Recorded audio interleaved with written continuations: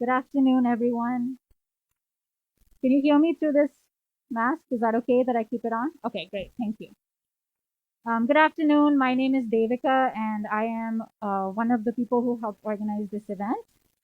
I am a settler immigrant to this land, Minnesota Makoche, the land where the waters reflect the clouds. As we all know, Minnesota was and still is home to Dakota, Anishinaabe, and many other indigenous peoples. We know that despite 500 years of colonial violence, broken treaties, and attempted genocide, indigenous peoples are not only still here, they are still at the forefront of so many of our movements that are fighting for social, environmental, and economic justice and an end to the extractive economy right now as we speak. So I also want to acknowledge that we are standing right now at the edge of Little Earth of United Tribes, the first ever urban housing complex with native preference and home to people from over 39 different tribes right here. In fact, all the electricity powering this event is actually coming straight from Little Earth. So thank you, Lira, for that gift. And finally, I just want to end by saying that while many organizations and people worked together to make this event possible, I just want to particularly give a shout out to the Native led organizations that participated, who are Native American Community Development Institute, Make Voting a Tradition, American Indian OIC Dakota, the American Indian Center, and the National Urban Indian Family Coalition. Thanks, everyone.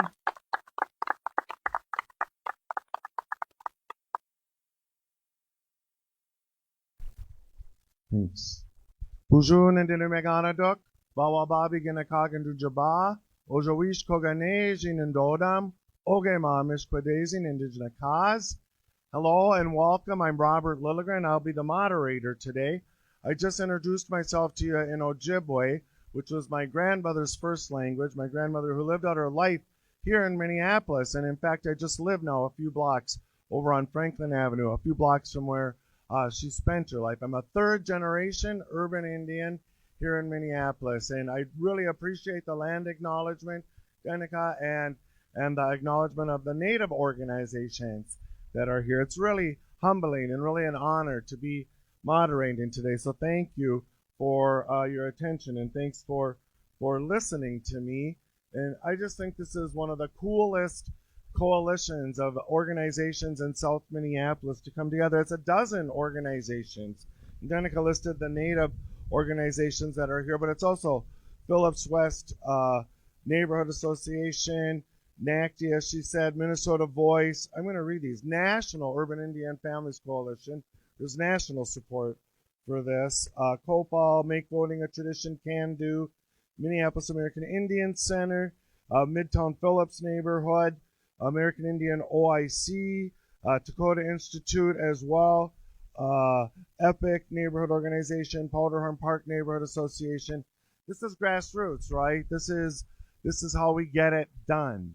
And this is an important municipal election year. And so I'm thrilled that you're here. And I really want to say Chi-miigwech, thank you very much to these candidates who showed up to face the community. This is the essence of accountability in politics. And I know from experience, from 4 campaigns of my own, what these candidates are doing is not easy.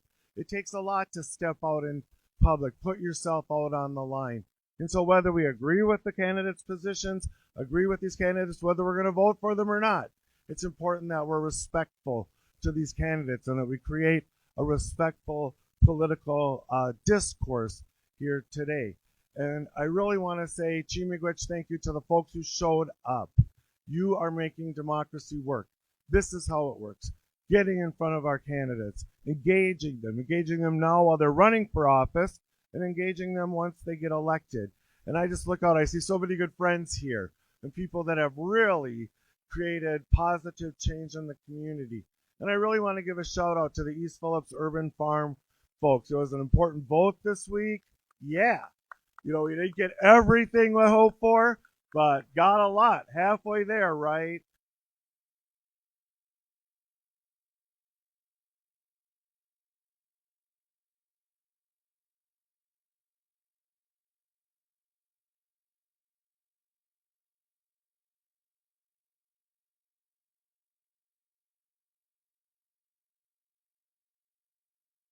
and the very future of our city depends on your vote this November 2nd. Whatever you do, just keep in mind again that your vote affects each and every one of us. And look at the babies, look at the ones around us. They are going to have to look to the future, and we have to make the decisions today that can best form those opportunities for them. There's so much.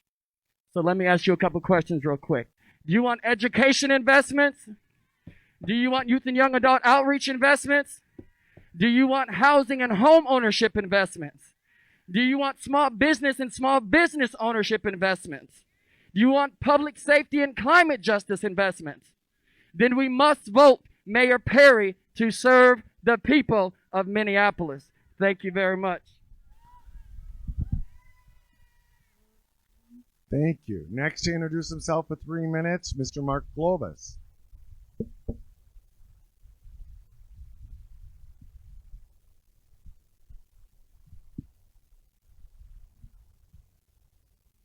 How's everyone doing today? Thank you for coming out. Great day, beautiful sunshine. My name's Mark Globus, and I'm a candidate for mayor here in Minneapolis. I'm a Democrat, and I want to make Minneapolis work for everyone, not just some, but for everyone. And I grew up a DFL Democrat, and I believe in those principles. First thing I want to do today is thank the organizations that put this on. The second thing is I want to salute my fellow candidates up here. Sheila, Kate, AJ, Jarrell, Mike, thank you for coming out today. I don't know if you know what it takes to run for a public office like mayor, but it takes a lot. It takes a tremendous sacrifice. It takes a ton of discipline. It takes a ton of smarts, and it takes a lot of courage. Everyone up on this stage has earned my respect for their sacrifice, and they've earned my respect because they want to make this city a better place. Frankly, there's one thing that I think we can all agree on, and that is that Jacob Fry does not deserve another 4 years in office. Jacob Fry has deserted this city. He has led our city astray. Let's talk about what I bring to the job of Minneapolis mayor and what I want to accomplish. As an attorney and business person, I bring the type of focus, business discipline, and background that makes me a very unique and relevant candidate for mayor. Most importantly, let me tell you how I am different. I'm a marketing expert and a business person. I will get Minneapolis back in the spotlight with a marketing-focused approach. I will make the perception of our city in the national media great.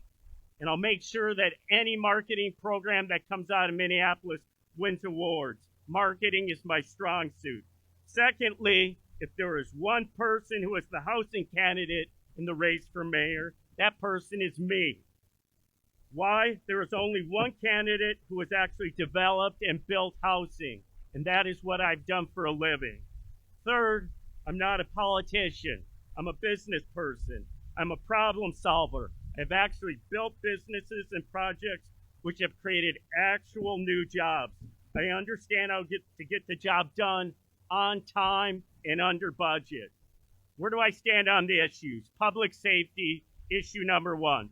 There are a lot of different theories from candidates on how to best keep our community safe. I agree with some and I disagree with others. However, I understand where everyone is coming from with their position on public safety. One of the biggest lost opportunities right now is that the focus of the world has been on Minneapolis since the murder of George Floyd and the uprisings that ensued. We have the opportunity to harness the world's attention and spotlight in a very positive way. But the leadership at City Hall has totally squandered this opportunity. Time's up. Because I will tell you more in the weeks and days coming. Thank you. Thank you. Next to introduce himself for 3 minutes, Mr. AJ Alad. Welcome.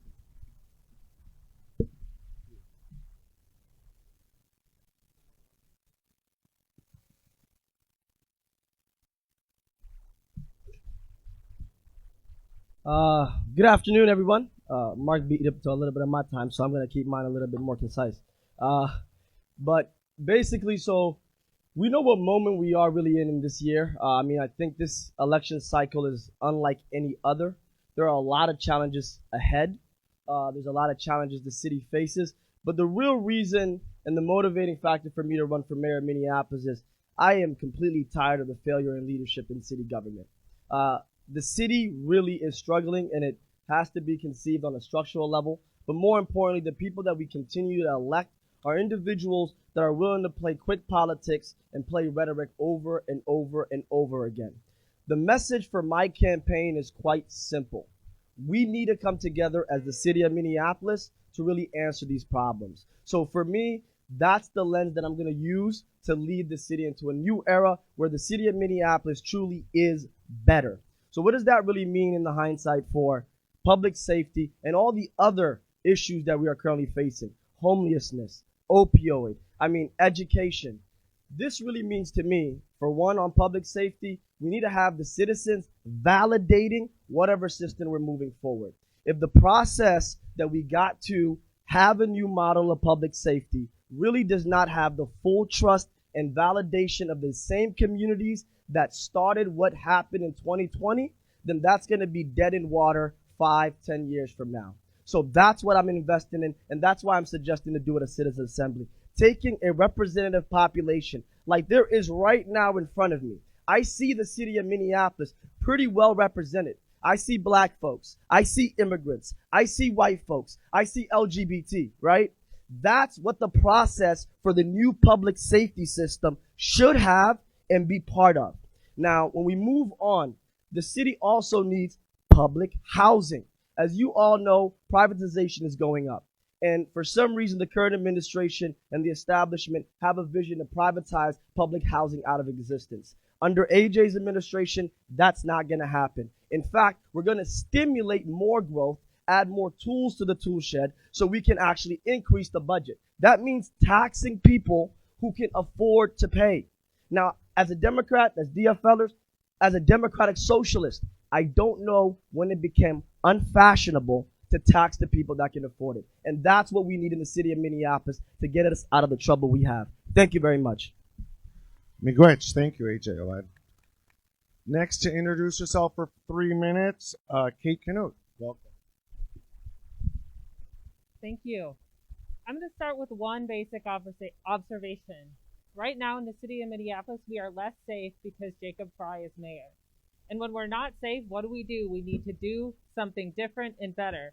And what that means is we need a holistic, whole system approach to public safety.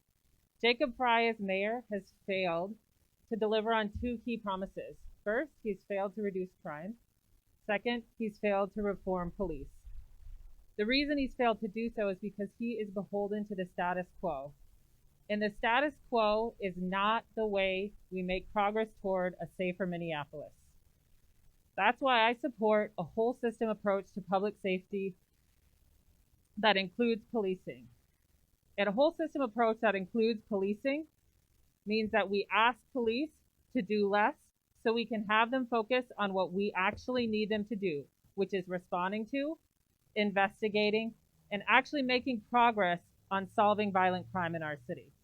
Second, we need to rebuild trust with MPD. And rebuilding trust with MPD, it goes way beyond a PR campaign.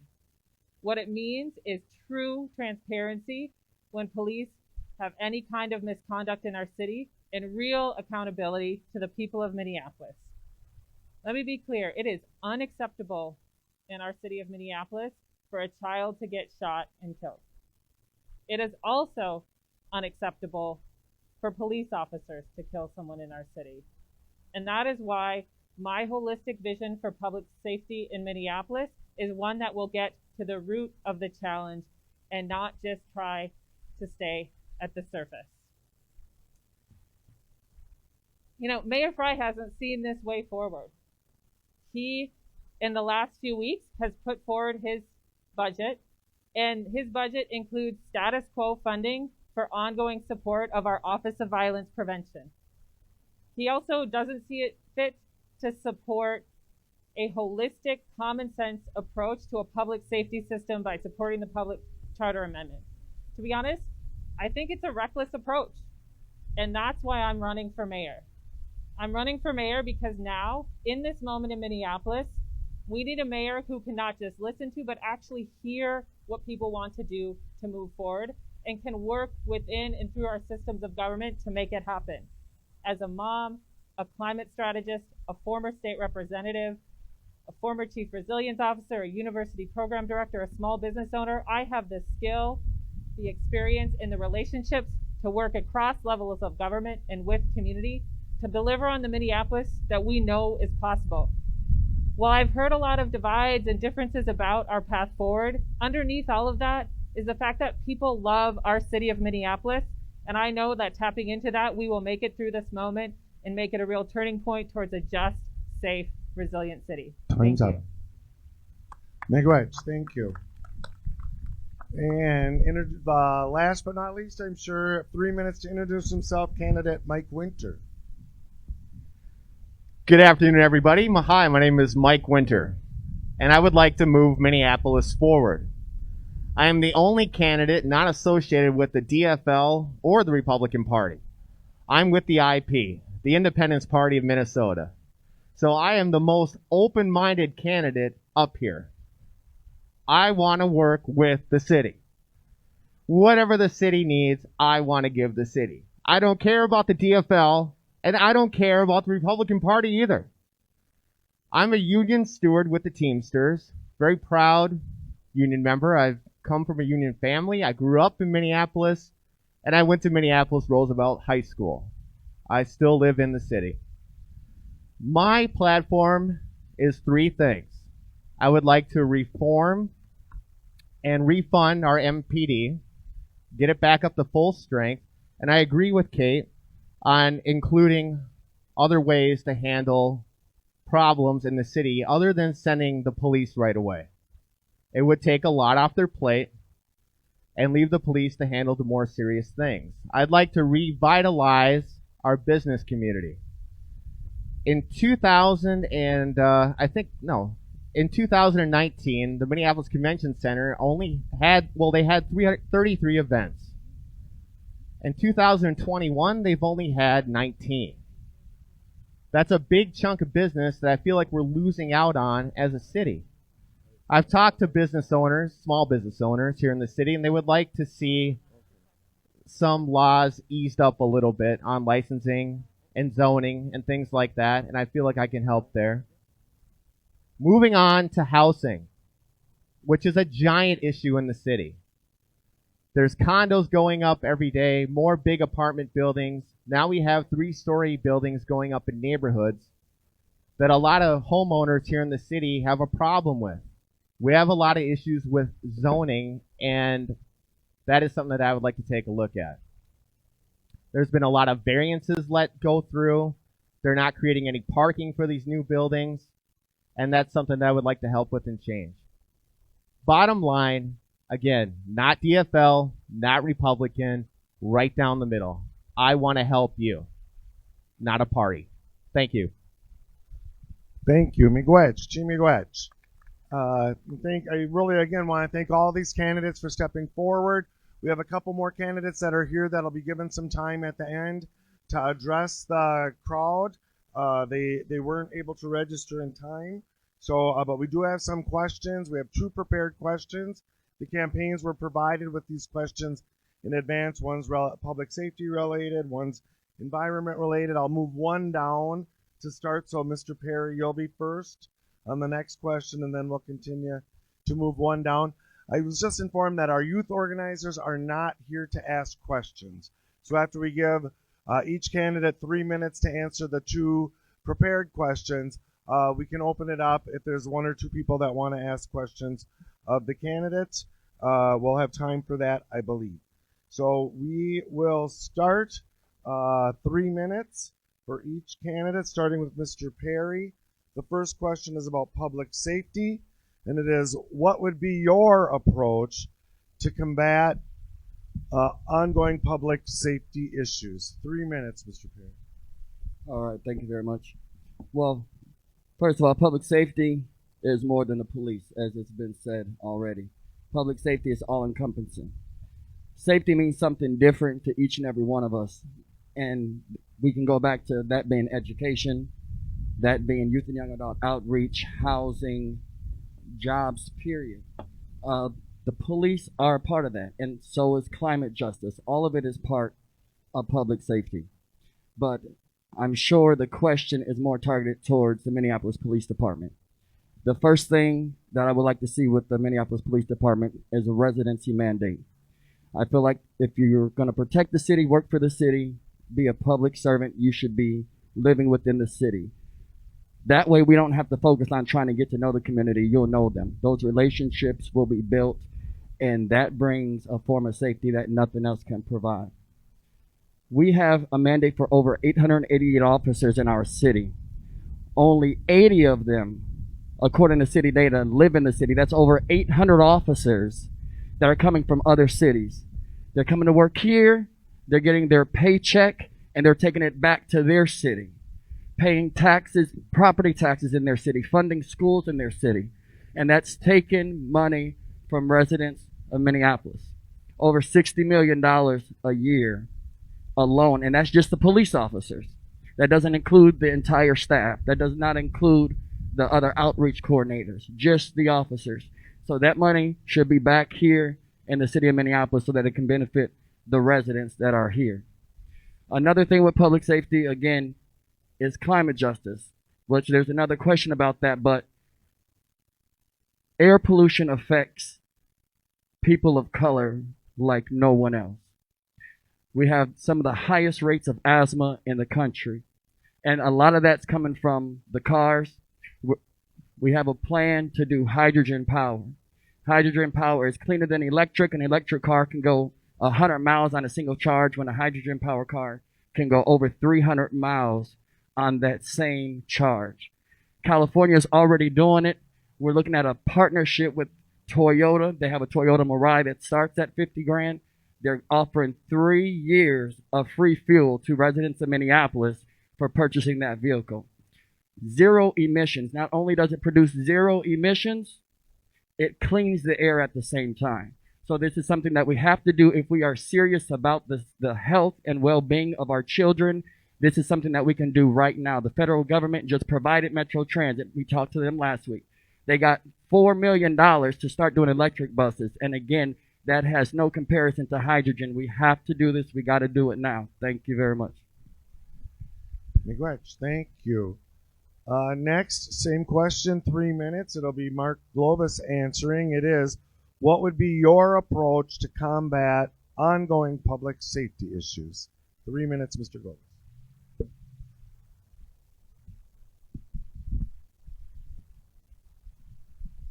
You know, I think everybody here this afternoon knows that public safety is really the number one issue in this election. It is so important. And I want to start out by saying something unique. If abolition of the police is absolutely the most important issue in this election, then I think you should probably vote for Sheila Najad as your first choice. So that's unique to say that. But on the other hand, I believe our experiment in police abolition has actually failed us in the past 15 months. Because in the last 15 months, we have cut funding to the police by over 25%. This was caused organically and by early police retirements and PTSD. The result has been a failure in our city. Crime is up, murder is up, shootings are up. The safety of the city is moving in the wrong direction. We need, most of all, accountability and safety with the Minneapolis Police Department.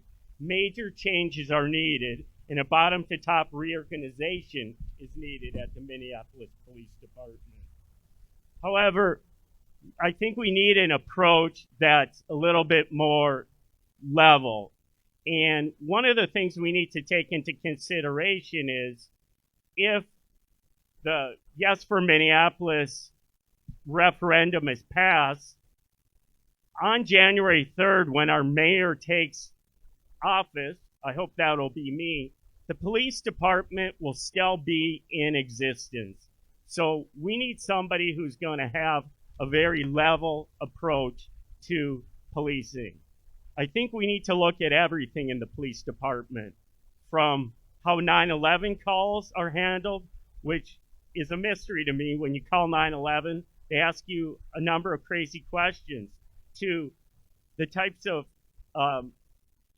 things the police are carrying in their utility belt, and types of handcuffs, and everything that the police use. It needs to be covered from bottom to top, a full reorganization.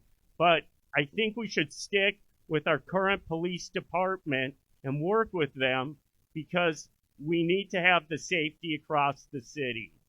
So thank you. I know it's a complex issue, but I know we can solve it. I know this public safety issue can be solved, and I know Minneapolis can become a safe and vibrant community again. Miigwech. Next up, it's 3 minutes to respond to the same question. It'll be AJ Awad. The question being, what would your approach to combat ongoing public safety issues? 3 minutes, Mr. Awad. Thank you for that question. So before I answer that question directly, I just want to take a step back, because I think everybody recognizes and remembers the moment they all saw the horrendous film of George Floyd being murdered last summer. And that's the moment I want to take you back to, because that was validation and testimony for everyone around the world to realize we have a huge problem in the city of Minneapolis. So thankfully, we've all come to that realization. I don't think anybody in the city of Minneapolis is going to question whether we need to transform and get racism, police brutality out of the system. That being said, when we're talking about public safety, as a black man, I want to be quite honest with everybody here. We're asking for dignity and respect. We're asking for officers out there to engage us the same way the mainstream communities are engaged, right? That does not mean, right, that I do not want officers. So for AJ's purposes, I want everybody to understand, and I want to make it very clear. AJ wants law enforcement. AJ supports police. What AJ does not support is racist police. And that's the conversation we're having this year. So how do we get that out of the system, right? How do we shift this outdated relic system, which is really much embedded in white supremacists, and we really have a new healing where everybody recognizes racism is no longer tolerated? We only do that by building trust. And the only way you do that is by bringing those same communities who feel marginalized, alienated, and distrustful of cops to be at the table signing the new public safety model away with their confidence. And we do that only with the path that I have as running for mayor, which is the Citizens Assembly. Most people are really probably confused of the concept, but it's been done over and over and over again through many nations on many controversial issues. The people should have that decision, not outside groups, and definitely not a small community of people wanting to sell one model. And that's what I want to deliver for the people in Minneapolis. I want to deliver a model that everybody believes in and inherently trusts. And it's going to include, of course, everything that we're presently talking about. Remember, everybody's saying yes to social workers. Everybody's saying yes to mental health professionals. Everybody's saying yes to disarmament. So for people who's hijacking what abolish, defund, and disarm means, we are winning and people are already getting that. So we don't need to go any further. We don't need to radicalize and push off people from sensible policy solutions. That's what the city of Minneapolis needs, ladies and gentlemen. Nothing else, nothing more. Sensible policies that address inequity in our city. Thank you very much. Miigwech. Thank you, Mr. Awad. Exactly 3 minutes. Well done. Next, answering the same question, 3 minutes for Kate Knut. The question is, what would be your approach to combat ongoing public safety issues? 3 minutes. Well, thank you for this question. It is the question of this campaign. It is the question of this moment in the city of Minneapolis. The questions I get asked when I am out around the city, north, south, east, west, downtown, in the neighborhoods, is what are you going to do about public safety? What are you going to do about policing? And I say public safety and policing are the issues of the campaign, and they are related, but not the same. The next question people want to know is, what are you actually going to do? What are you going to do about public safety? And that's why several months ago in my campaign, my team and I worked with dozens of community leaders and public safety experts to develop a plan to build community safety and transform policing here in Minneapolis. And this plan, a comprehensive plan, I'm the only candidate who has put one out, includes 5 key pillars. First, economic security is the foundation of safety in all of our lives. You need to make sure every person in our city has a safe place to come home to, has a job that means they can support their family and put food on the table, bring them to the doctor if they need to. Second, we need a whole system approach to public safety. What that means is that, yes, I support a public safety charter amendment because it enables us to go all in on investing in the things that we know keep people safe. I want to see an Office of Violence Prevention, Fire, Emergency Management, Police, all under the authority of a public safety department with civilian control. Third, we need to invest in young people in our city, especially young men. We need to make sure young people see that their city cares about them, that they're wholly enmeshed in who we are as a city and bought into the future of Minneapolis, so they are creating a positive future for themselves and our community as a whole. Fourth, we need to unbundle. There's a policy wonky word for you. What it means, we need to ask police to do less so they can focus on what we need them to do most.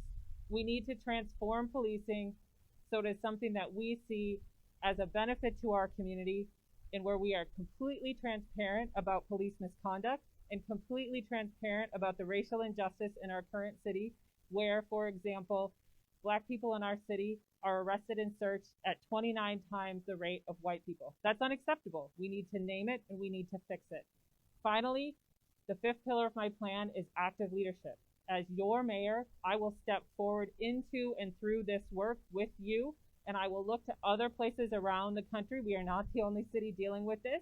I will work with groups like Cities United, like the Center for Justice and Policing. I'll look to places like Syracuse and Denver and Berkeley, where they are figuring out different and better ways to keep every person in our community safe. And that is the foundational value of how I will approach public safety. Everybody in our city, regardless of race, income, age, zip code, gender, or level of ability, deserves to feel and be safe. That's not the Minneapolis we live in now.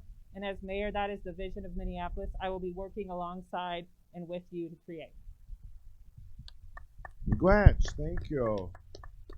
Same question, we'll move down the line to Mike Winter. Mr. Winter, 3 minutes to respond to the same question.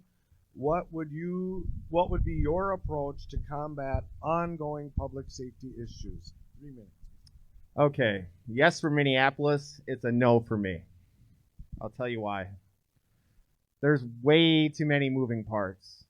And then they want to have 14 bosses of that big plan with all the moving parts. It's a nice idea. It reminds me of that song Imagine by John Lennon. I love that song. But right now, Minneapolis needs its police force back. It needs to be reformed top to bottom. As your mayor, I will not stand for any kind of racism. People like that have no place on the MPD. I think we have a great chief now that I'm very excited to work with and continue reforming the department. I don't know if any of you have ever gone out on a ride-along with a Minneapolis police officer, just a show of hands. Anybody? Good. More of you should. It's a tough job. I rode with the Minneapolis Park Police for one afternoon. I thought it'd be pretty chill. We'd go around some parks, he'd tell me some stories, and I'd head home. I was nervous the whole time during the day. Just sitting in a Minneapolis police car, I was nervous. Not because of the community, because of what happened last year. And all the animosity that's directed to the police department now. And it's earned. It's deserved. But there are plenty of good, courageous cops that stayed on and want to do the job right. And you've got to give them a chance. If they don't get community support, it's never going to work out. I'd like to have more cops living in the city, and I asked them, like, why don't more of you live here? They're scared to live here. That's what I was told, that they'd be harassed or picked on and maybe have their houses graffitied. I'd like to have more cops move into the city. Maybe we could offer a small property tax break as an incentive to get them moving back here again. But my public safety is including the social workers and the mental health. I agree with Kate on that. But I'd like to get the Minneapolis Police Department back up to, I think it's 743 officers where it belongs. So, thank you. Miigwech. Thank you. And moving on to the final candidate to respond to this first public safety question, 3 minutes for Sheila Nezad to respond to what would be your approach to combat ongoing public safety issues. Yeah, thank y'all. Well, we got quite a wide variety of opinions up here. So again, my name is Sheila Nejad. I am an organizer who's worked on violence prevention and alternatives to policing for years. And let me tell you a story of what I've seen with my own eyes of safety in practice. And it was just over the road over there. I came by on a Thursday evening, invited to visit the Little Earth Protectors. And the Little Earth Protectors, for those of you who don't know, are elders and youth who come out at night and make sure that the community is safe. And that's what community safety looks like. You know why there's safety there? Because there's relationships. You know why there's safety there? Because there's housing. These are the things that we have some of the biggest disparities of in Minneapolis. So when we talk about building safety, we need to stop evicting encampments over and over again with no culturally competent solutions. We need to invest in harm reduction. That's right. Yeah. When we talk about safety, we need to be looking at safety models that protect Black, Brown, and Indigenous lives. Y'all, don't forget history in this moment. It was not just the murder of George Floyd. It was the murder of Dante Wright, Breonna Taylor, Terrence Franklin, Jamar Clark, so many others. And Minneapolis, we've tried a lot of things. We got body cameras. Derek Chauvin was filmed in broad daylight and kept doing what he was doing. We know that the reforms we've tried, if they would have worked, they would have worked by now. You know, the first politician actually to recommend more training as a way to reduce police brutality. Anyone know who it is? No? It was, oh no, now their name is escaping me. It was 70 years ago. It was 70 years ago that it was first proposed that we should train police so that they are less violent. But safety comes through relationships. Safety comes through housing. Safety comes when we create a city that is not reliant on guns and cages to resolve harm. I did not forget last year. I did not forget standing with the medics who are here today. I was out with them, keeping people safe as we protested a government that was shooting kids with rubber bullets, blinding people. Do not forget this moment. This is our chance, y'all. This is our chance to do something better, to step boldly into movements that are led by BIPOC working class people. Thank you. Miigwech, thank you. Thank you. And the next is a question that was provided to the candidates beforehand. It's kind of a complex question, so I'll repeat it each time. We'll also move one down the road to start, so it'll be Mark Globus who goes first for 3 minutes on this environment and climate related question. Candidates, what is the scale of funding at the city level to address climate change locally that you would like to see? Where would this money come from, and how should it be equally distributed? Relatedly, how will you help city residents better prepare for extreme weather, long-term, and in emergencies? And the candidates were provided with the question in advance, so yeah. So let me know if you need it repeated. Mark, over 3 minutes. So, if environmental policy is absolutely the most important issue to you in this mayoral campaign, then I think you should probably vote for Kate Knuth as your first choice. She is a 4-star general when it comes to the environment. I don't think there is somebody who has more knowledge on that area. If, however, you believe that climate change is one of many important issues that have gotten worse under Mayor Fry's leadership, I'd ask that you vote for me as your first choice. Climate change is a global emergency. All bodies of government must take part in addressing this, and the mayor's office must as well. In addition to listening to policy experts, I'm committed to common sense solutions so that we can fight this problem. For example, one of the reasons I'm in favor of reforming the Minneapolis Park Board is because they can be doing a much better job as environmental stewards of the park board. I'd like to see them do a little less politics. There's some inefficiencies, there's redundancies. We could save money by working with that department and rolling them into the city charter. Also, when Mayor Fry took office, the forestry department received about 8 cents of every tax dollar of property tax dollar paid. Under Mayor Fry, that has fallen. Our parks are so important, but they've fallen to about 7 cents per dollar. And recently, the park board voted to eliminate its special forestry level. That's it's got trying to get 10,000 boulevard trees per year, which is a very, very important goal. There are also a number of simple zoning and planning changes that can make our city more green. As somebody who's done ground up projects, I know that working in LEED certified buildings and options like that can really add to how a building functions, and it can save a lot of energy. We need to fund our parks and fund this issue with climate change.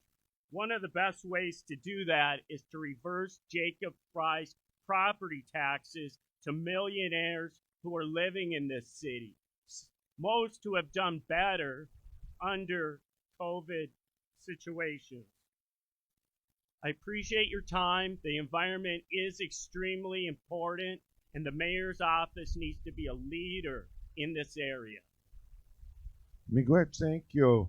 Next up, to answer the same question will be candidate AJ Awad. I'll just remind folks present, it looks like we'll have maybe time for one question from the crowd. That would be a question that all candidates can answer. So if once we're through this question, if you're interested in coming up and asking a question, please be thinking of that now.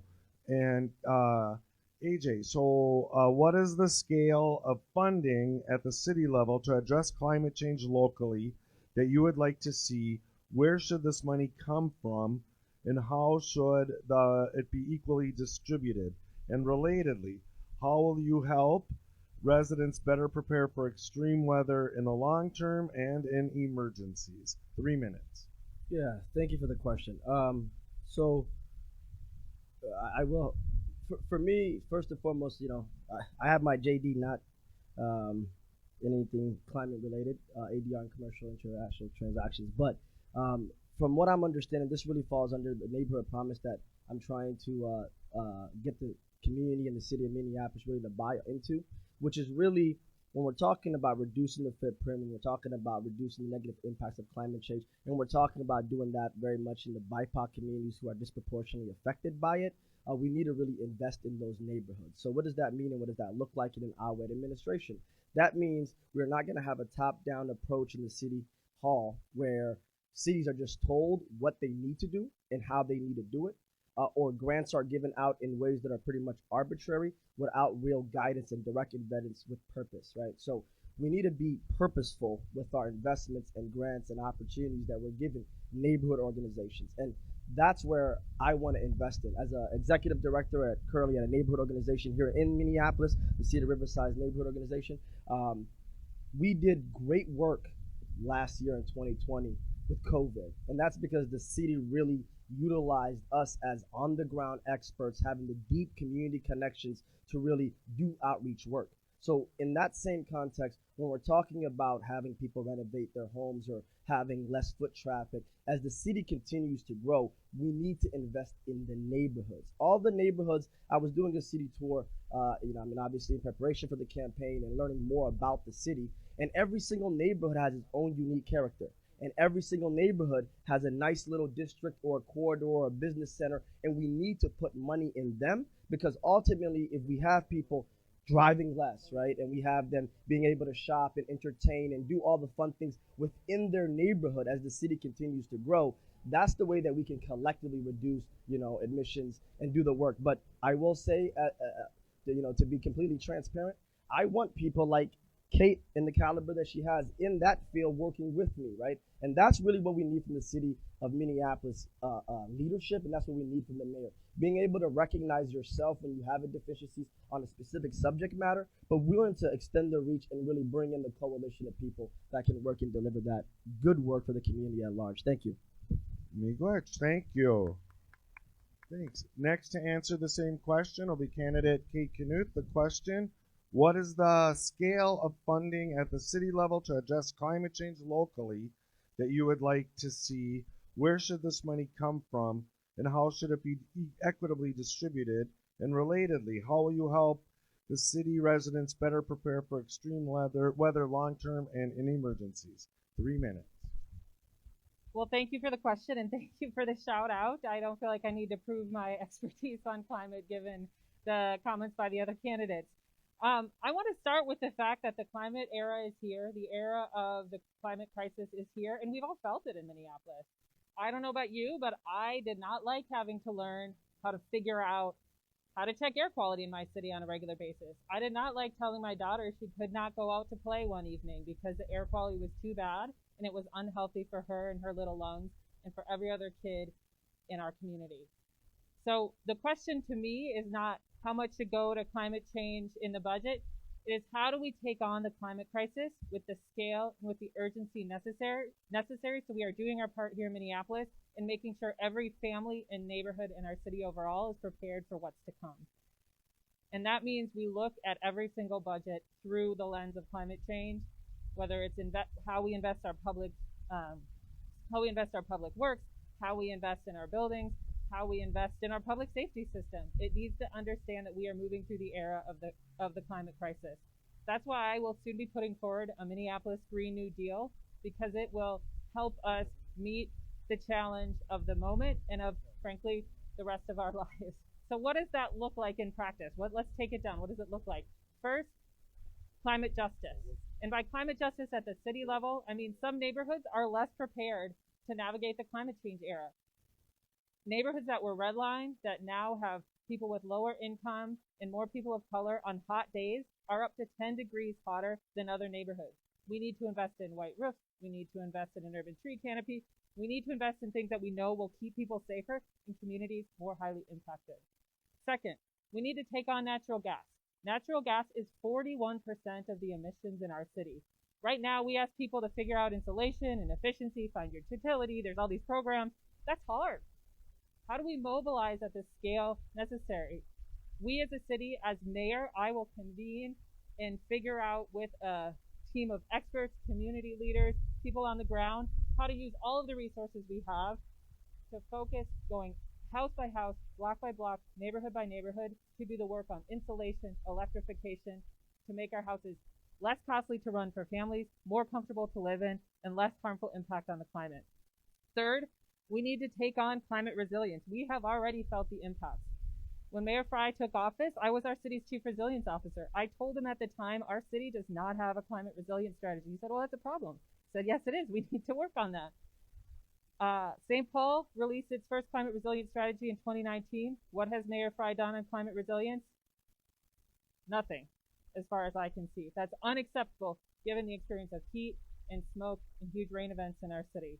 So I look forward to working with you all, with bringing together our whole community to make us the world leader as a northern city full of the diverse, the smart, the capable, the committed people that make up Minneapolis. We can make this city a safe, resilient place to live for every single person in it. Miigwech, thank you. Next, 3 minutes to answer the same question is candidate Mike Winter. The question, what is the scale of funding at the city level to address climate change locally that you would like to see? Where should this money come from? And how should it be equitably distributed? And relatedly, how will you help city residents better prepare for extreme weather, long-term, and in emergencies? 3 minutes. Well, I think we're all agreed that Fry needs to go. So, and it's like what Kate said, he hasn't done anything to protect the city during his term, environmentally or public safety wise. I am not an environmental expert. That's Kate. I'll say it again, okay? My big problem lately is Lake Hiawatha and the lack of leadership that's going on with that. Lake Hiawatha constantly floods Hiawatha Golf Course. They pump about 10,000 gallons of water out of there a day. The lake is getting dirty. The course is, barely hanging on. They can't figure out what to do with it. Turn it into a 9-hole, leave it an 18-hole. At the same time, you've got people with houses down there that are below the floodplain for the lake, and they're starting to worry about losing homes. What do we do? I've been talking to a couple people about a project that's still in development called the Hiawatha Project, which will alleviate these issues for Lake Hiawatha, the golf course, and help enrich the community. That is what I'm willing to do, what I know about, to help the city. As far as the other concerns, I would go out and get somebody like Kate to help me. So I'm just going to admit that. I guess that's it. Thanks a lot. Miigwech. Next up will be, where am I here? Sheila Nazad. But I also want to say, we're going to have time for one question. It might just be 2-minute responses to stay within time. We have folks lining up for questions. I don't really have any sort of pre-established screening criteria for the questions, but I will say I would give priority to a Minneapolis resident and voter to ask the question, and also sort of a local issue to this community. So if you're thinking of questions, please let me know. Candidate Sheila Nejad, let me ask the question. What is the scale of funding at the city level to address climate change locally that you would like to see? Where should this money come from? And how should it be equitably distributed? And relatedly, how will you help city residents better prepare for extreme weather, long-term, and any emergencies? 3 minutes, please. Wonderful. Thank you for this question. So, North Minneapolis and Phillips are the most polluted areas of the city. And you know why? It's environmental racism, right? So every policy in Minneapolis is a climate policy. Every policy in Minneapolis is a racial justice policy. And it's either making it better or it's making it worse, right? And no action is making it worse. So as mayor, politicians, they come and they go, but community stays. And that's why I support community-driven, community-sustained projects like the East Phillips Indoor Urban Farm. So all right, Ethne. So one of the things I would do as mayor is support shutting down heavy polluter sites like the Roof Depot site could be, like the HERC, like the Northern Metals plant, right? And reimagining the Upper Harbor Terminal, to replace them with community-led projects that create green jobs, that create food for our communities, right? And that improve climate justice for our city, right? And all integrated, right? Because you can't separate it out. In terms of emergency preparedness, right? In this last heat wave, people died. People who were living outside died because of the heat wave, because there were not places to cool down, and because Metro Transit increased fines on the light rail and buses, y'all. We literally further criminalized homelessness at the expense of people's lives. So as mayor, I'm going to decriminalize homelessness as much as I can in the city and pressure my colleagues at the state, county, and federal levels to do the same, because that's also a climate justice issue, right? We can open more cooling sites.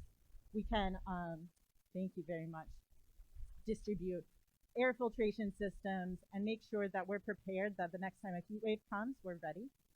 And winter comes too, right? It's hard to imagine it right now. But one of the parts of my platform that I'm so excited about is a municipal sidewalk shoveling program. So how many of y'all have fallen on the ice? Huh? Yeah, a lot of people have fallen on the ice. But it's not just about that. It's about reducing salt that's polluting our waters. It's about making sure more people can take transit. It's an accessibility issue. And it's going to be able to open the pathways for more community-led environmental justice, racial justice, disability justice projects to happen in our city. Thank you. Miigwech, thank you. Same question. Next will be Joel Perry. Mr. Perry, 3 minutes to respond to the question. What is the scale of funding at the city level to address climate change locally that you would like to see? And where should this money come from? And how should it be equitably distributed? Relatedly, how will you help city residents better prepare for extreme weather, long-term, and in emergencies? 3 minutes, Mr. Perry, please. Thank you. Well, I'll start off by saying I don't personally know the scale of the cost. I don't believe any of us do. None of us have all the right answers, but what that's going to take is bringing people together, bringing community together, being willing to listen to people. Our indigenous family, they know how to do most of this. All we have to do is trust each other, rely on each other, and not just hear, but listen to each other. The scale of funding is there. The federal government, we're in a code red crisis right now. This is not just Minneapolis. This is a global thing. And again, if we come together, it's something that we can get taken care of. As far as things like recycling, I will put a deposit on the cans. My family is from Des Moines, Iowa. There's a deposit on all the cans and stuff that are bought, and people take them back instead of further polluting our environment. So that's one thing that we can do. And red, when I'm talking about code red, that's the last stop on the gauge. If you can picture a gauge, it starts at green, right? And it stops at red. Red is the door of no return. So we got to back all the way up. Green light, yellow light, red light, right? My thing with climate justice, and as far as protecting people during emergencies, we have to protect renters. And to do that, I'm going to double property taxes on homeowners and cut that in half for owner-occupied units. There's no way that we should have hedge funds and people that don't live in the city simply preying on the residents of Minneapolis. That's something that we can no longer tolerate, and it's something that I'm going to stop on day one. Another thing that we can do is, like I was talking about earlier, having these conversations. My campaign talked with Metro Transit. We're looking at, they're currently doing electric buses. They just got a $4 million grant to do electrical buses. Moving to hydrogen power. And that's something that, again, I learned through community conversations, through sitting down with indigenous leaders. I don't know if anybody knows me, Uncle Bob, but he ain't that mean. He's smart. He has wisdom. And again, if we just take the time to listen to these people, to listen to each other, there's no limit to what we can do. So we got to do that. Thank you. Miigwech, thank you. And I'm going to hire Kate. Yeah. So those are the prepared questions. We had planned to have some youth ask some questions at this point, but that is not going to happen. Instead, we have time. I think candidates, if it's okay with you, will shorten the response time to 2 minutes, and I think we can get 2 questions from the community. And so I have up here first that volunteered to ask questions. They got to be questions that all candidates can act. It's Mike Forsha. Miigwech. My name is Mike Forsha. I am chairman of the American Indian Movement in Twin Cities. I've been helping and working with the homeless for the last 10, 15 years. And I'm currently working with the fine people over at Homeward Bound. And tomorrow around 10, I'm going to have a tour of Franklin and Cedar. I have a senator and her entourage coming down and a couple of mayor candidates maybe. You're all invited. My question is, we all know that we're on stolen land, right? Everyone here, raise your hand if you know we're on stolen Indian land, right? And we have native homeless. That should not be, ever. Would all of you consider land back? We are in a paradigm shift since George Floyd. Would you consider giving Powderhorn Park, Theoworth Park, or Minnehaha Park back to the natives so we can eliminate our homeless population and we can create jobs, green jobs, treatment for our homeless? Would you be willing to give land back? That's my question. Miigwech. And so we'll go starting this time with AJ Awad. You're first. 2 minutes on the question from the community. Would you consider giving land back to Native people? 2 minutes, please.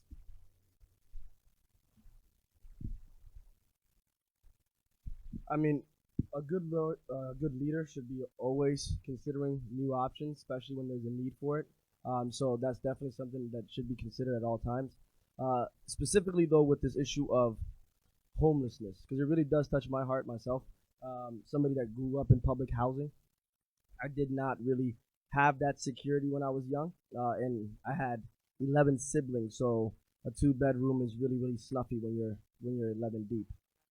Oh, so you understand. I mean, and many immigrant communities have that, right? So for me, we have to really start thinking broader and talk about answering the fundamental question, which is why there isn't enough affordable housing, and making sure people have housing as a fundamental human right.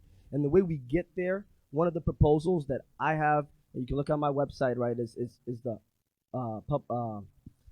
Housing for All promise, which really talks about not just rent control, right, but a holistic approach. Rent stabilization is one factor, but we need to have incentives. And that means taxing luxury apartments, and luxury apartments, people that are moving in from Seattle, the coast, right, that do have means to afford these luxury apartments. I admittedly is one of those people. So I want to tax myself, because once you have that tax base, then you can turn around to the development world, like this guy here, Mark, and say, we want you to build more affordable housing, and it's going to be capped. We have more negotiation leverage, right? And that's what I think the people of Minneapolis are willing to do. I know neighbors that are willing to pay a little bit more on their rent so they can secure housing for everyone else. And that's the thing that we need to start talking about. How do we grow that pie so we can build more and make sure that people that are well off can pitch in, and we can really be a united city, because we should all take care of each other. Thank you very much. Miigwech. No, I said I'd definitely consider it. Yeah. Cool. The same question, Miigwech. Just to remind folks of a few things. There's more food on the north end of the park if you want to go back for seconds, or please help yourself. Also, just to remind folks that there are a lot of things on the ballot this November. There's your city council races. There are ballot questions that you get to vote on. If you want to stay kind of tapped in with info, stop over at the Make Voting a Tradition table. Sign up. Folks can keep you informed. We got 2 questions lined up. I think that's going to be all that we have time for, but I'm sure these candidates would be happy to stay and engage with you one-on-one after the formal part of the program has ended. Next is Kate Knuth, candidate. The question is, would you consider giving land back to Native people? Well, thank you for the question, and thank you for your leadership with AIM. It's really important going back decades in the city. I know this is the place where it started. So I think we need to consider land back.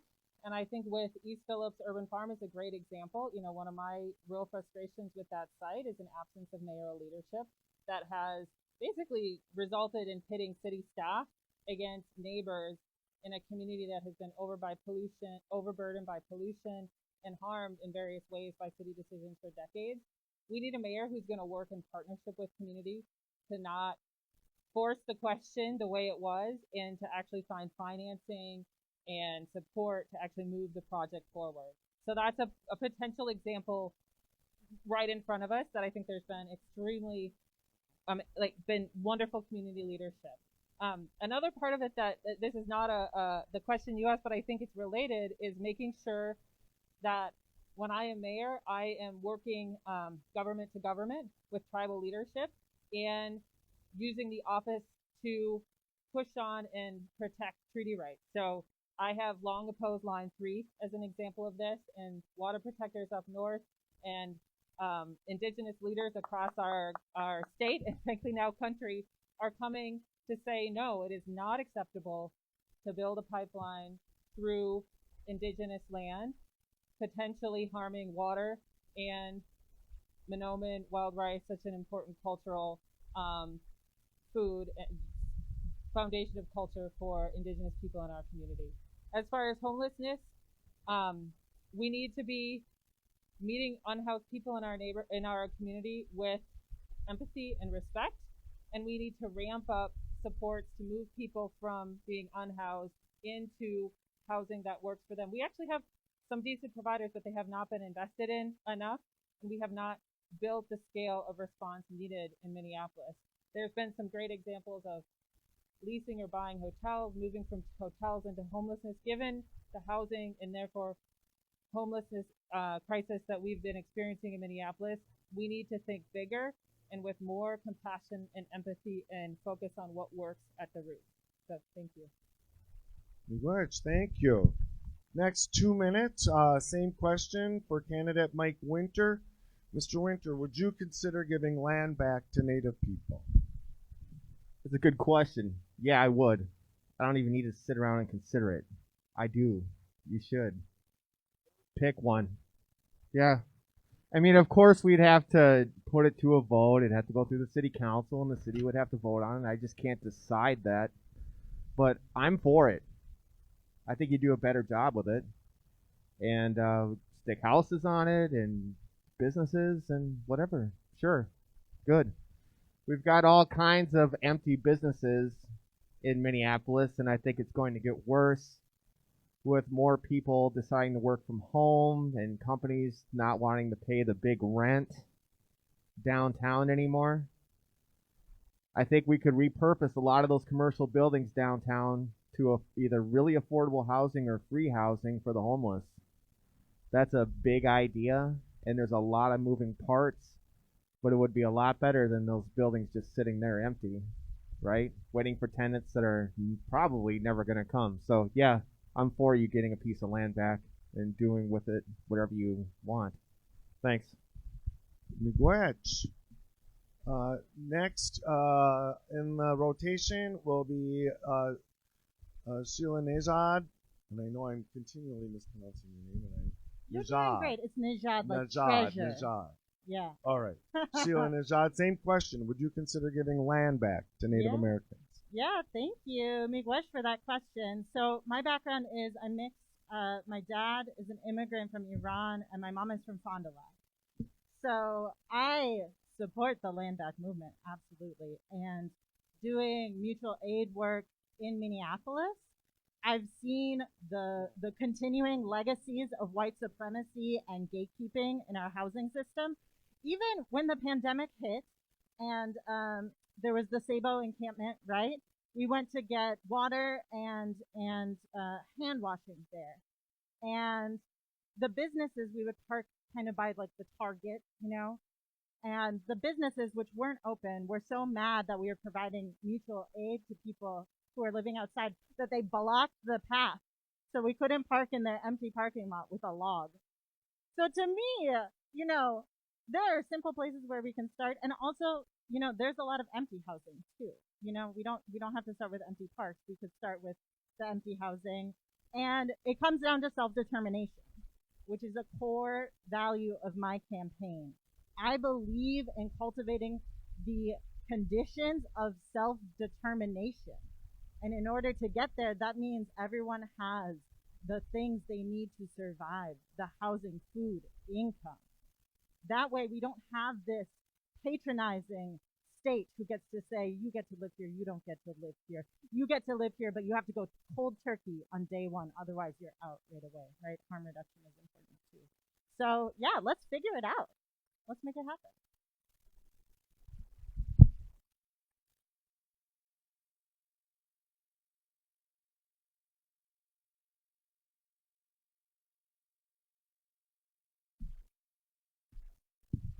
Along. There we go. We'll move along in the list. Next, it is Jarrell Perry. Mr. Perry, same question, 2 minutes. Would you consider giving land back to Native Americans? I wouldn't just consider it, but I would absolutely fight for it.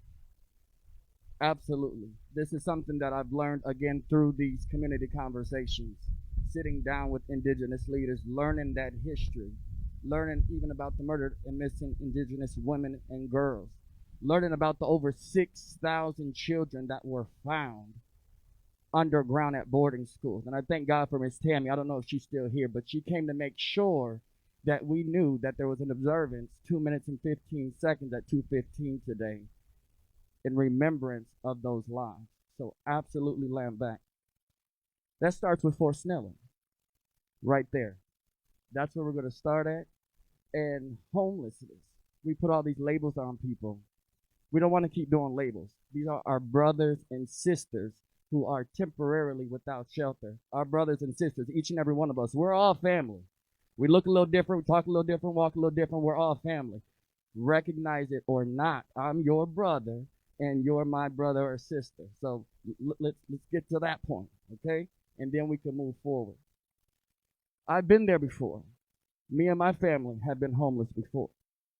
But thank God we were able to get a hotel room to get through that little down spell in our lives, because God is good. And as long as we rely on him, he can get us through anything, just like he can get our city through everything that we are dealing with right now. Again, coming together and just knowing where all of our help comes from. Initiating a housing first program, unconditional housing. We got a lot of shelters, but there's so many conditions. This will be unconditional with wraparound social services to help our brothers and sisters get up on their feet. Affordable housing. We got all these big towers going up. They were just talking about it. $1,600, $1,700, $1,800 a month. That's not affordable. What's affordable to you may not be affordable to me. What's affordable to me may not be affordable to you. It has to be capped at 30% of your income, and that's it. Not everybody else's income, but your income. It has to be individualized to meet each person exactly where they're at. And then create a ladder from there to go up to affordable home ownership. Once you rent for 5 years consistently, you should be eligible for a grant anywhere in this city, especially our indigenous family whose this land belongs to. We know that. We all know that. It's only selfishness that will keep us from acknowledging that and keep us from acting on that. That goes to business ownership too. Business ownership investments, affordable housing investments, affordable home ownership investments. And all of that takes land. So absolutely land back. Thank you for the question. Thank you, Mr. Perry. And next to respond to the question, 2 minutes, it's Mark Globus. Same question. Mr. Globus, would you consider giving land back to Native Americans? Mike, great question, interesting question. I do projects similar to this, and when I first heard it, that's interesting. But you know what? I say let's be innovative, and I say we can do it all. I'm thinking about Worth Park. It's a huge park.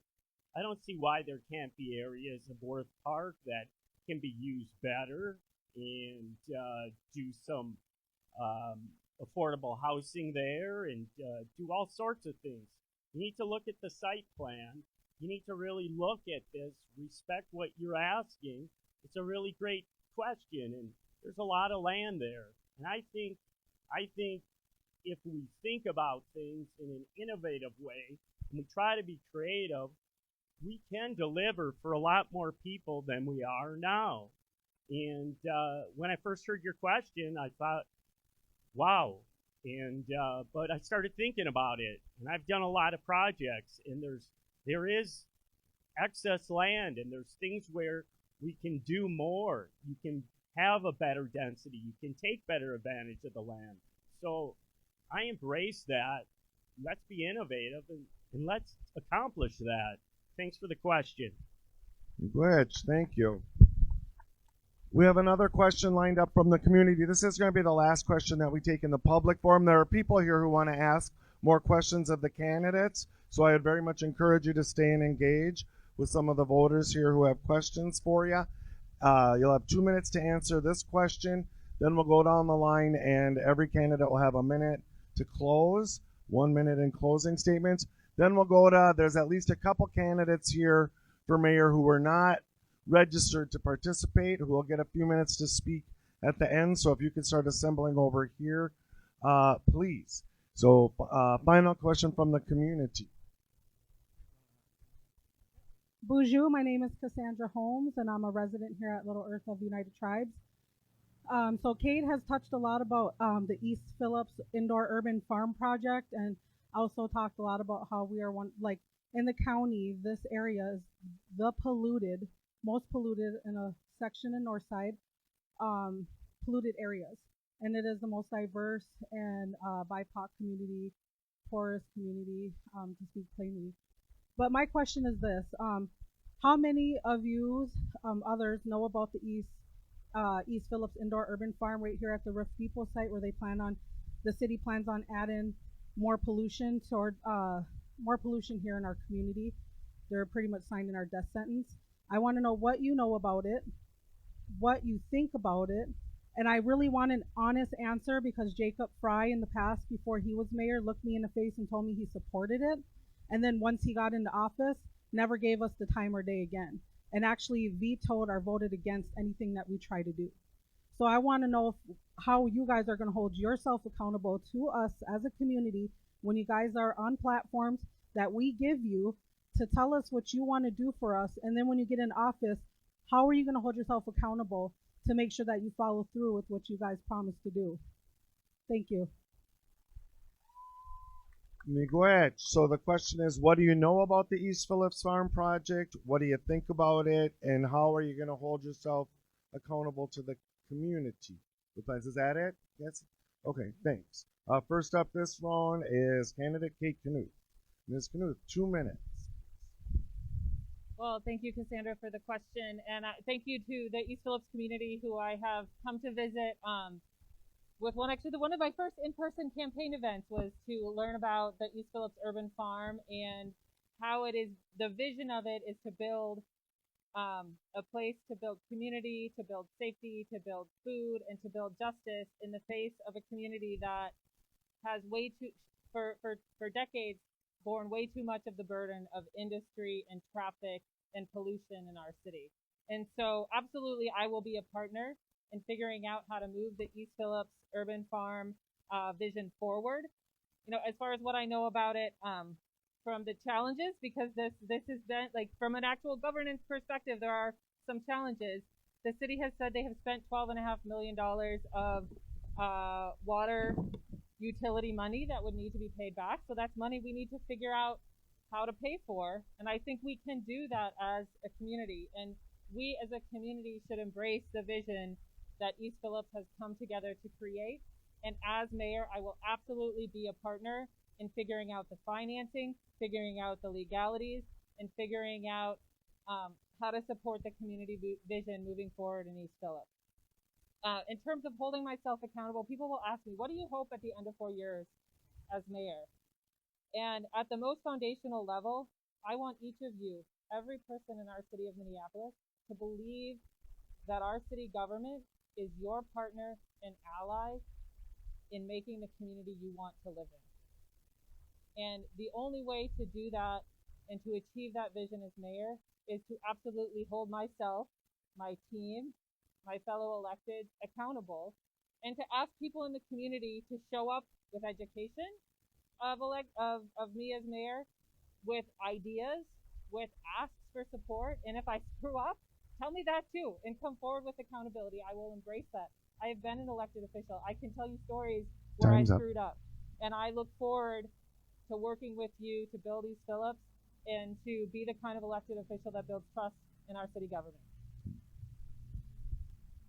Miigwech. Next is candidate Mike Winter. What do you know about the East Phillips Urban Farm Project? What do you think about it? And how will you be held accountable to the community? I don't know anything about the East Phillips Farm project. I'm going to learn about it. I'm for farming in the city. And as mayor and as a Minnesota Teamsters steward, if I give you my word on something, then it's going to happen. And I'm not going to back off it. I'm for it. I'm going to look into it. And I will support it. And that's the end. That's how I'm going to be mayor. I'm going to stick by my word. I'm not a shill for the DFL or the Republican Party. I'm with the Independence Party. Independent, for the people. I'm for you. So whatever we need to get done, public safety, housing, farming, and a million other problems and things to do here in the city, I'm going to be an open ear for everybody. Everyone, Republicans, Democrats, Independents, liberals, conservatives, what have you. Mike will listen, and Mike will do what's best for the people, and I'll keep my word. Thank you very much for listening today. Good, thank you. Next, Sheila Nizad. Same question. What do you know about the East Phillips Urban Farm Project? What do you think about it? And how will you be held accountable? I know a fair amount about the East Phillips Indoor Urban Farm Project. I used to live one block over from the Roof Depot, so spent a lot of time walking my Pekingese past that site, wondering why it was empty in a community that's been so underinvested in by the city. So deeply support the project. I think the city should give the site to the community. We can find the money. We found $35 million to do a military occupation of Minneapolis and Brooklyn Center. So I think we can find the money to create jobs, housing, and food in the city. As far as holding myself accountable, I believe in sharing power. That's why I want to do participatory budgeting, because the city council might be about to do a bunch of more squabbling about what gets passed, what doesn't. But if we do participatory budgeting, which means you put money aside for the community to decide how it gets spent, that gets to bypass some of that nonsense, right? And actually get money into what the community needs, not just what the experts or consultants think that we need. And lastly, I hope to be held accountable in the same way that I've been holding electeds accountable for years. And it's by building relationships. It's by showing up. It's by listening. And it's by building our policies and budgets together. So our people don't have to keep wasting our energy year after year, showing up, demanding, fighting, protesting because our leaders won't listen or they pay lip service. So I hope to be accountable because I am from the community. I've been doing this work for years, and I'm so excited to be the mayor who gets to support the East Phillips Indoor Urban Farm into creation. Thank you.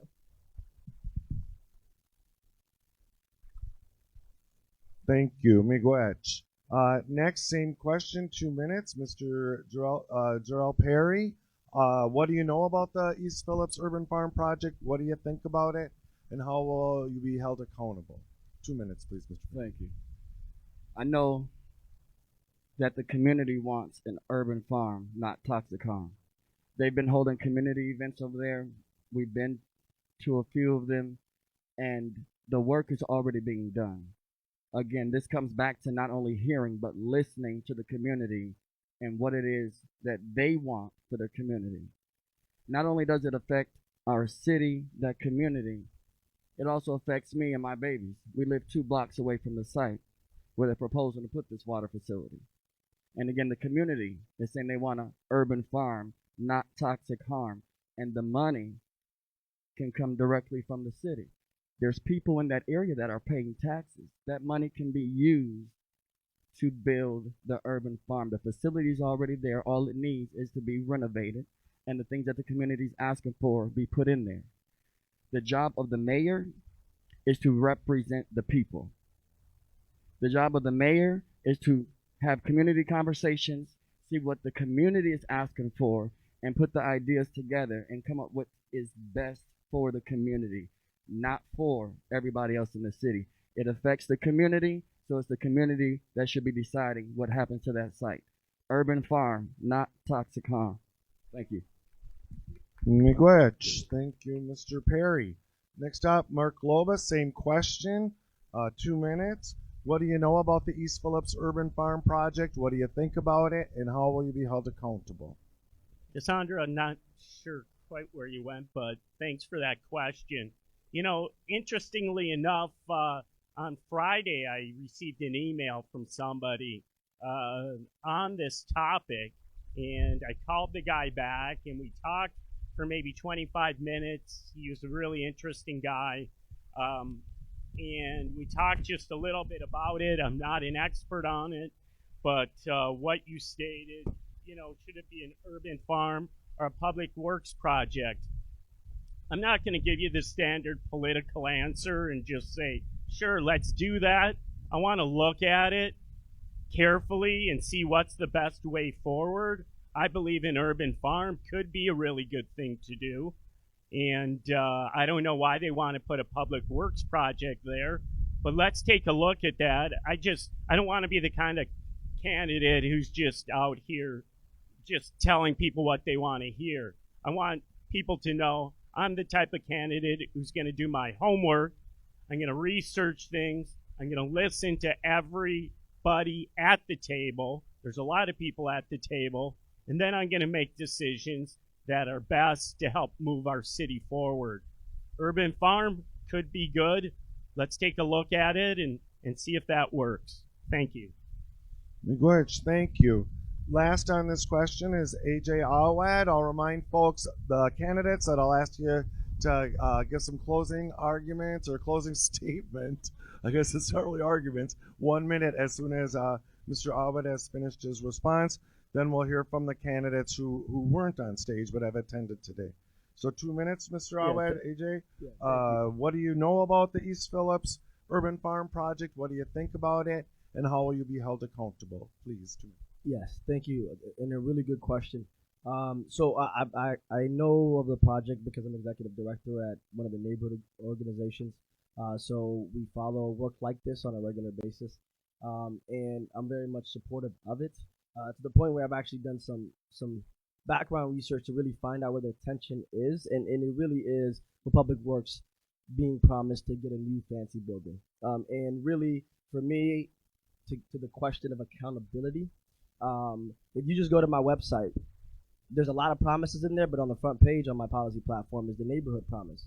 And that's not me saying this is just something that I want to do. I am very committed to having a neighborhood-centric approach to governing the city of Minneapolis. So that means, of course, leading with neighborhood partners like the East Phillips neighborhood, right? And for me, really taking their vision and materializing it into support from the mayor. So I hope that me being so public and so bold with what I plan to do in terms of transparency will give you some confidence that I don't plan on abandoning or playing politics with the issue. And hopefully the fact that I am a member of that organizing body as a neighborhood executive director, that I am firmly committed to the neighborhood. So that's what I would say, and thank you very much.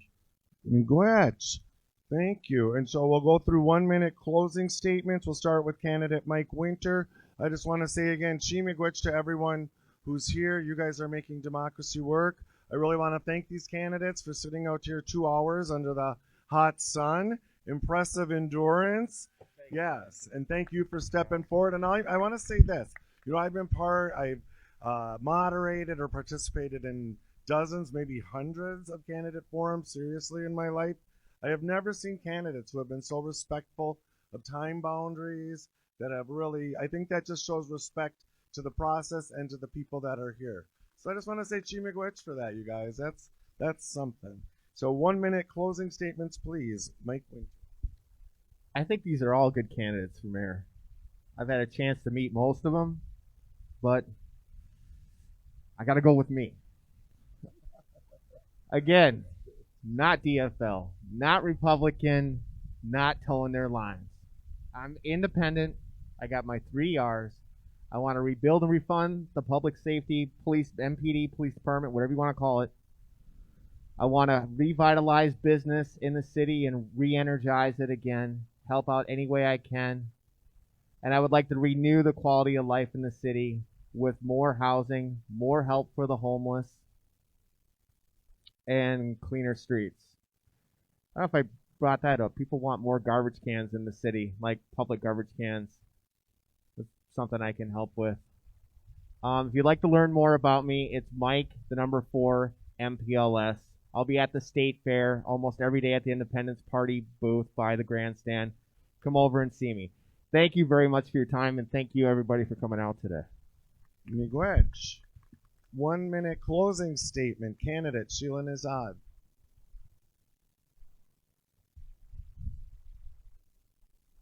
Thank you all so much for staying here, for sticking out, and for caring about what comes next in Minneapolis. Because we get to choose what comes next. The voters of Minneapolis get to choose what comes next. We get to choose to step away from the legacy of institutional violence that led to the murder of George Floyd. We get to choose safety that's based in humanity and caring for one another. We get to choose housing for all through rent control. And we get to choose democracy, right? Making sure that everyone in the city gets an equal say in what happens in our city government. So I'm not just an activist or an organizer. I've got a master's degree from the Humphrey School of Public Policy. I've helped pass national LGBT rights policy, and I've helped move $11 million of the city into violence prevention and to create the mobile mental health teams that are hitting the ground this month. But I'm running for mayor because I think it takes community connection and policy experience to create real change. And that's my time. My name's Sheila. Campaign is Sheila for the People, and please come find me afterwards. Miigwech. 1 minute closing statement. Jarrell Perry, Mr. Perry. All right, thank you again, everybody, for coming out. Thank you to the organizers for being here. I just want to say, I keep hearing people say, we got to look into it, we got to look into it. We're living this. It's our reality. And like I said, the answers are there if we just listen to people instead of just hearing them. Just like the death of George Floyd. Now, all of a sudden, everybody knows that police brutality exists. I'm a black man, 33 years old. I've known this for 33 years, okay? I've been beaten by the police. I've been racially profiled, pulled over. There are stories out here, and if we sit down and listen to each other, we can get through this. We can help somebody else from going through different things, and we can bring our communities together and move our city to where it needs to go. So let me ask you again, do you want education investments? Do you want youth and young adult outreach investments? You want housing and home ownership investments? Do you want business and ownership investments? You want public safety and climate justice investments? Then we must vote Mayor Perry to serve the people of Minneapolis. Our lives and our livelihoods depend on it. The lives of our children depend on it. And the very future of our city depends on your vote this November 2nd. We must vote Mayor Perry to serve the people of Minneapolis. Perry for the people! Congrats. Thank you. Next, 1 minute closing statement from Mark Clovis. Mr. Clovis. You know, I take a much more holistic approach to the problems that face Minneapolis. I'm not a single issue candidate. My all-encompassing holistic approach is about promises to the city. Promise one is less politics, more results. Together, we can revive this city. I know we can. We can change its dangerous trajectory. Our city needs to make significant changes if it is going to survive. However, I know we can get our city back to its progressive roots and its successful roots. Don't ever bet against the city of Minneapolis because you'll come up on the losing end of that wager. We need someone who can reframe the discussions and who can approach things from a more dynamic and winning focus. I want Minneapolis to work for everyone. If you want something real and you want something concrete, vote for me on November 2nd. I promise to deliver a new and more dynamic Minneapolis. Thank you. Miigwech, thank you. Next, with a 1-minute closing statement, candidate AJ Awad. Thank you very much. Thank you all for coming. It really has been great. I just want to take the time to just close and really say that, you know, the motivation for me running is really driven by the passion and love that I have for the city. The city has welcomed me and broadly my community at large from the East African community. And it's that spark that really drives me to not see the city lose itself. We are really at a crossroads, and we really need to have leadership that really is going to make a difference this year. That means the messenger matters, and that means the capacity and the credibility to bring communities and have the lived experiences to understand those very fundamental issues that we're struggling with is important. And I have confidence this year that the people of Minneapolis will make the right decision in supporting AJ Awad. Thank you very much. Miigwech, thank you. And as we move to the last candidate to do closing remarks, I'll remind the candidates here, I'll encourage you to get out of the sun, and then remind you that there are people who are looking to ask you additional questions, so encourage you to engage with the folks. And also remind people we have 2 candidates that are visiting that didn't participate on the stage, who will speak as soon as we wrap up the closing statement. So our final candidate with a minute closing statement, Kate Canute. Well, thank you for sticking it out with us today. I really appreciate you taking the time to hear from and learn from us as candidates, and I have look forward to learning and talking with you more. I'm running for mayor because we are in a moment in Minneapolis where we can make a potential historic turning point towards a city that is truly just, that acts in a way that the racial disparities we have are unacceptable, that builds true climate resilience, and that shows our country what it looks like to build a holistic public safety system that doesn't rely wholly on policing, but includes policing. You know, when I thought about running for mayor, it was because I was frustrated with our current mayor's leadership. He has not helped us as a city as a moment because meet the moment because he has not meant the moment we're in. And I'll be honest, I was like, should I step forward? I'm a white woman. Does this make sense? Like, let's be really real.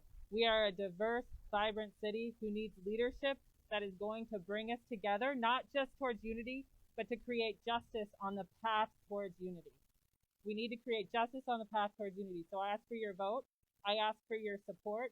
And most, I ask for you to dig deep and believe in and find the courage to build a Minneapolis that we know we can have and that we are all capable of building together. Miigwech. To all the candidates, again, huge thanks to everyone that came out today. Big election this November. You can check out ranked choice voting. They're tabling over here. Sign up with Make Voting a Tradition. And I just want to say Miigwech to all the candidates for hanging in there, for participating today. Let's show them our appreciation. Thank you. All right. Yeah. Here's someone that has a question for y'all right here. So, yeah, our good, cool. And oh, right on. Thank you. Appreciate it. Appreciate it. I was humbled to be asked. So, as the candidates leave the stage, we did commit to providing time for candidates who weren't registered to participate but wanted to address the crowd. You're welcome.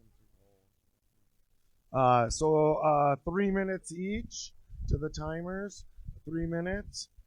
Yep. Speaking, and our first candidate is Clint Conner. Mr. Conner, welcome. Well, thank you to the organizers for putting this together, and thank you so much for sticking with us and your patience. My name is Clint Conner, and as Robert mentioned, I am also running for mayor. I'm so new that I was unable to participate in the Q&A, but I wanted to introduce myself because I am the leader that this city needs. I love technology and I love efficiency, so I became an engineer. I love great ideas and I love to debate issues, so I went to law school and became a patent litigator. I love to sweat, so I took up boxing. And I absolutely love this city and its multiculturalism, and so I'm running to be your mayor. The city, all of it, is suffering under the leadership of Mayor Jacob Fry. 4 years after he ran on a platform of improving police-community relations, look where we are. Things have spiraled out of control. Violence is skyrocketing. 19 children were either killed or injured by bullets in just the first 4 months of this year alone. That's unacceptable. You might ask yourself, why is someone like me, white guy, I've got 3 children, getting headlong into this race, which is messy during a divided time? I'm doing so because we need safe streets, safe streets, safe streets. Secondly, we need stable, affordable, and livable housing for all of Minneapolis. No one talks about livability. Thirdly, we need a small business boom. People who know me know that I'm uniquely suited for this job.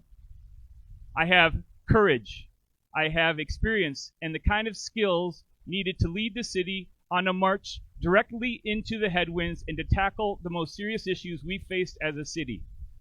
You know, being a mayor in good times might be easy, but bringing us back to good times takes hard work and a commitment to being out in front of the issues and on the front lines. And no one will outwork me. No one. Simply put, we need to keep the good police officers we do have. I've got the energy, passion, and commitment to bring people up and change the narrative and bring up the morale in the city and with our police department, which is critical.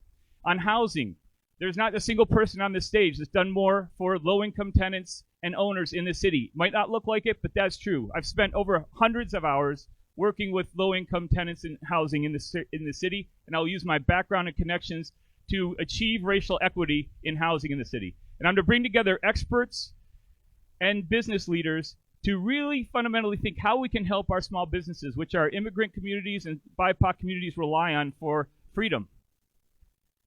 That's my story. My name is Clint Conner. I hope you go to clintconner2021.com. You'll learn more about me and my platform.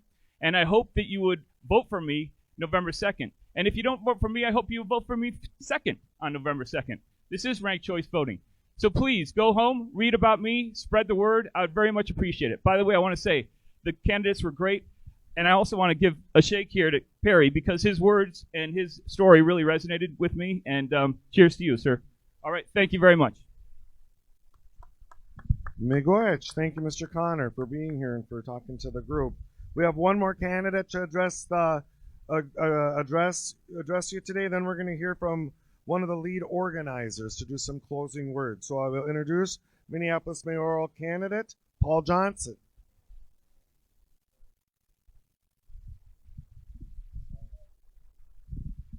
Thank you for sticking around. I'm Paul Johnson, Northside resident, small business owner, and fighter for justice. My fee for coming into this mayoral race was paid over 3 years ago when the police came to my house on a wellness check and shot my friend in 3 minutes and 45 seconds of their quote-unquote de-escalation. Back in 2011, a cousin of mine, also in a mental health state, also killed by the police. I do not pander to any party affiliates. Actually, the only independent one is who names their own party, and we are Equity in Motion. Why that is because we're already doing the work that so many of these candidates are talking about starting doing should they get your vote. No. This work needs to be done now. Every day that passes, people are dying because politicians are using our legislation as political coins for the trading. No more. Accountability starts by being in the office with senators like Paul Gazelka, being in the office with Governor Walz, and telling them directly, you're not doing anything. Our families, supporting families against police violence, I have their full endorsement. We are led by Tashira Gateway, all families of people with stolen lives. I have their endorsement. The Minnesota Justice Coalition, we wrote 11 bills for legislation last year, 4 of them making it to the floor, 2 of them passing. We now have one nicknamed after Travis, which is the legal responsibility for 911 to stop sending police to mental health calls. Okay? We had co-responder programs in every single county in Minnesota, but 911, their duty was to the police, and the police said, we want to do those calls instead of the co-responder programs. Okay? This are many, many policies, many things that people are going to promise you. But where are things already getting done? Right here. Paul Johnson and all of his friends and all of the movement. We're the ones who got Derek Chauvin arrested. We're the ones who got him convicted. We're the ones who make the change. Not any politician who's going to lie to you and tell you that they can make great changes on things that they actually have no power over. Instantly, we will be putting in the Camden use of force policy. From day one, we will start training on it. They went from 35 to 40 complaints a week to 5 a year and no murders. Jacob Fry could have done that any single year he was here. We're headed there next week to specifically speak to that police department, and then be in Washington with a nationally led group of victims of police violence so that we can get legislation passed nationally, not just on the state level, not just on the city level.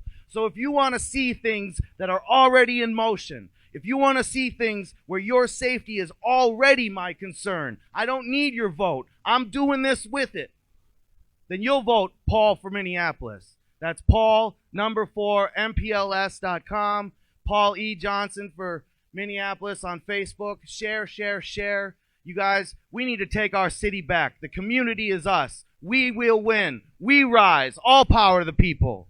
Time. All right, miigwech. Thanks everyone for your attention. You've been very respectful. It's been a great forum. And to close this out with some closing comments, I want to thank everyone that helped volunteer, organize this. Thank the timers. You guys were great. And Minnesota Voice is an umbrella organization that has been turning out the vote. They've been a great partner with the Native community for sure. And to close us out, it's Katie Dreyhouse of Minnesota Voice. Hi, everybody, again. It's me. I am just here to do some fun little housekeeping again. So, again, let's do a big round of applause for every one of the candidates that came out today. It is not easy being a candidate, obviously, and we really appreciate your time and your words. Also, big shout out to the tech team that did all of the sound, made it beautiful. They did all the live streams. So if you have any, if you want to rewatch this, you can go to Minnesota Voice's Facebook, check it out, share it with your friends if they have questions as well. Make sure to check out if you have any questions about ranked choice voting. Some people find, and myself included, it can be a little confusing, and it's very important that we know what it is. So go check out the ranked choice voting booth. If you're not registered to vote, I hope that you are registered to vote. Please make sure you register to vote and get all your friends and family to do so as well. This election and every election is very important and impacts us greatly. I want to do another huge shout out to Food House, who did all the food today, which was obviously amazing. Check them out. Get tacos whenever you can. So to wrap it all up, mainly some housekeeping stuff. If we can make sure that all trash, we want to leave it exactly how we found it. So make sure all trash is picked up. And if you want to do me personally a huge solid, so I don't have to carry a million chairs, if you could, on your way out, grab your folding chair and bring them over to where the bikes are, the Nice Ride bikes, that would help the organizers tremendously. I think that's it. I don't think I'm forgetting anything. I think that's it. Thank you again so much for being here. You make democracy work, so I really appreciate it. Thank you. Tonight.